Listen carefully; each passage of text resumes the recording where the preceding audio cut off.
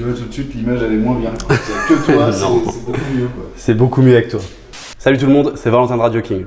Aujourd'hui, on se retrouve pour le dernier épisode du guide de la web radio. On a commencé ensemble en parlant de comment trouver votre concept de radio, puis on a vu multiples sujets pour vous aider à lancer et à faire vivre votre propre radio, comme vos réseaux sociaux, le live radio ou même la création de votre propre logo. Pour terminer tout ce beau programme, on va passer en revue les statistiques de votre radio, comment les interpréter et en tirer les actions adéquates. Pour ce faire, on va parcourir ensemble l'onglet statistiques du manager radio de Radio King, qui comporte toutes les infos intéressantes concernant votre radio. C'est parti pour ce 9e et dernier épisode du guide de la web radio.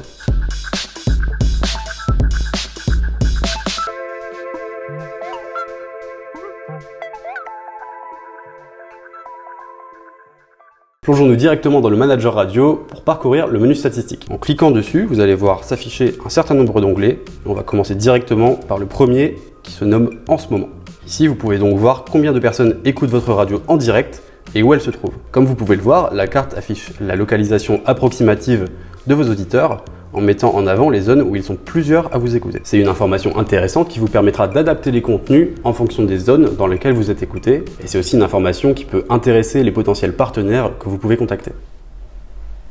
À gauche de la carte, vous pouvez retrouver l'adresse IP et la durée de l'écoute en cours de chaque auditeur, ainsi que son type de lecteur. Voilà pour cet onglet, passons à l'onglet auditeur unique. Le terme auditeur unique désigne le nombre de personnes différentes ayant écouté votre radio. En réalité, c'est plutôt le nombre d'adresses IP différentes puisque plusieurs personnes peuvent écouter à partir d'une même adresse IP. Dans ce cas-là, un seul auditeur sera comptabilisé. Il faut bien faire la différence entre ce chiffre et le nombre de sessions qui prend en compte si une seule personne écoute plusieurs fois votre radio et qu'on verra sur l'écran juste après. Le tableau en haut de l'écran vous donne un aperçu de vos auditeurs uniques sur les 60 derniers jours. Cette donnée elle est intéressante pour voir si votre radio n'est pas en train de perdre des auditeurs au fil des semaines. Et si c'est le cas, il faudra trouver pourquoi les auditeurs ne restent pas. Ça peut être un manque de qualité audio, un manque de diversité dans votre programmation, un sentiment de détachement par rapport à votre radio parce que vous ne travaillez pas assez la proximité avec vos auditeurs, ce sera à vous d'investiguer ce point-là. Si au contraire ce tableau met en avant une croissance de vos auditeurs, vous êtes sur la bonne voie, mais ne relâchez pas vos efforts. Soyez présents sur les réseaux sociaux, continuez à proposer une programmation variée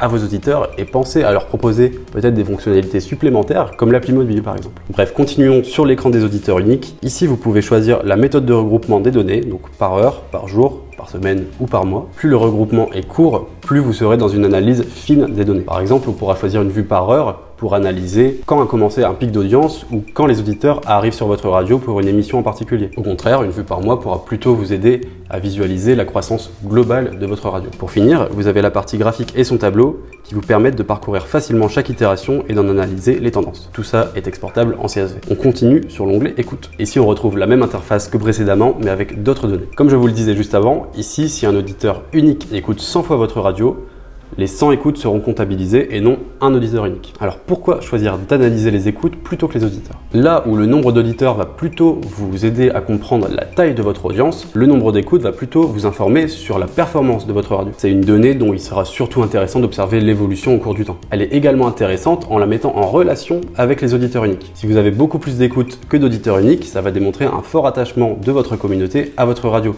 puisque chaque auditeur va venir l'écouter plusieurs fois. Au contraire, si votre nombre d'écoutes se rapproche de votre nombre d'auditeurs, ça démontre une efficacité pour faire connaître la radio et donc dans votre communication, mais ça démontre aussi une faiblesse pour la rétention des auditeurs, et c'est ça qu'il va falloir investiguer. Passons à la durée des écoutes. Ici, vous pouvez donc voir toutes les informations relatives à la durée des écoutes, que ce soit en durée totale ou en durée moyenne. La durée totale, c'est une information qui est intéressante puisqu'elle mêle à la fois le nombre d'auditeurs et le volume d'écoute. Elle fait la somme de la durée de session de chaque auditeur, et dans ce cas, ça veut dire que plus il y a d'auditeurs, plus elle va augmenter. La durée moyenne, elle, ne va pas vous donner d'informations sur le volume d'écoute, mais plutôt sur combien de temps les gens restent en moyenne sur votre radio. Tout ça se lit dans l'interface à laquelle on est maintenant habitué. Si on défile vers le bas, on peut voir la répartition des écoutes sur la journée et la durée des écoutes. La répartition des écoutes sur la journée va plutôt vous aider à comprendre à quel moment votre audience est exposée à vos contenus. Ici, on peut voir par exemple que la répartition est plutôt équitable, puisque 36% des gens sont là entre 12h et 18h, puis 28 et 27% des gens sont là entre 18h et minuit et entre 6h et midi. La durée des écoutes va permettre de plonger un peu plus loin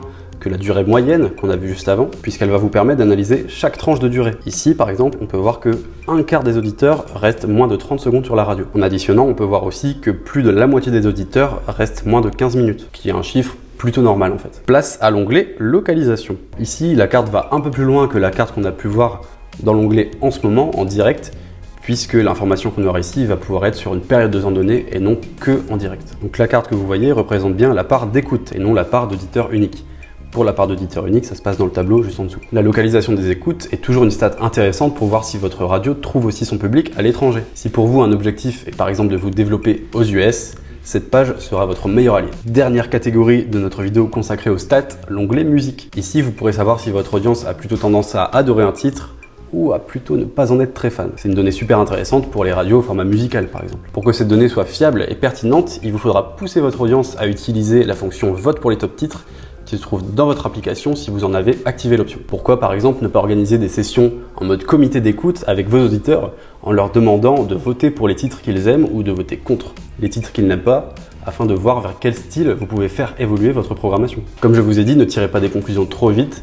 1 ou 2 votes sur une musique n'est pas une donnée assez fiable avec assez de volume pour en tirer des conclusions pertinentes. Et voici le tout nouvel onglet Sources qui vient de sortir et qui vous permet de savoir à partir de quel appareil les auditeurs se connectent à votre radio, s'ils ont plutôt tendance à l'écouter depuis un ordinateur, une appli mobile, leur enceinte connectée ou même une voiture ou une télé. Et voilà, on a fait le tour des statistiques sur le manager radio et de comment bien les interpréter. J'espère avoir été assez compréhensible, mais si vous avez encore des questions, n'hésitez pas à nous les écrire en commentaire. Voilà qui conclut notre série Le Guide de la Web Radio. Ça a été un plaisir pour moi de vous aider à lancer votre radio et à la faire vivre. Si vous n'avez pas vu tous les épisodes, je vous conseille d'aller parcourir cette petite série et de nous dire ce que vous en pensez. On se retrouve bientôt pour d'autres vidéos, à la prochaine.